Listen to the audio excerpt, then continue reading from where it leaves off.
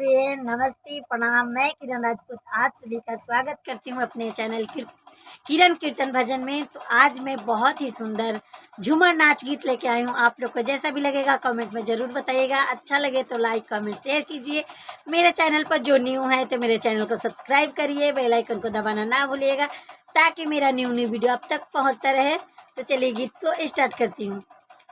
झड़ेलऊ से लागले बाहो नजरिया सबके छोड़िए छोड़िए ना। झड़ेलऊ से लागले बाहो नजरिया सबके छोड़िए छोड़िए ना। झड़ेलऊ से लागले बाहो नजरिया सबके छोड़िए छोड़िए ना।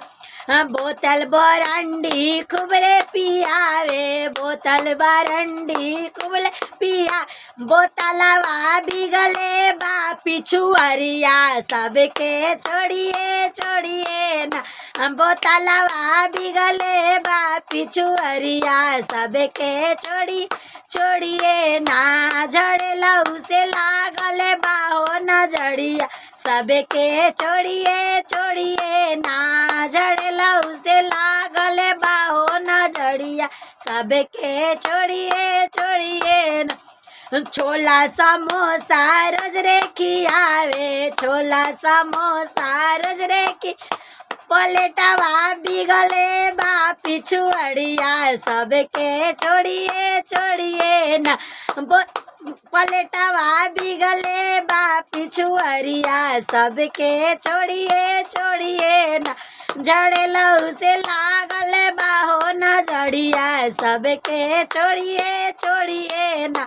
झड़ेलऊ से लागले बाहो नजरिया सबके छोड़िए छोड़िए। तोसा का तकिया खूबरे सुलावे, तोसा का तकिया खूबरे सुला। चादरवा बिगले बा पिछुअरिया सबके छोड़िए छोड़िए ना। चादरवा बिगले बा पिछुअरिया सबके छोड़िए छोड़िए ना।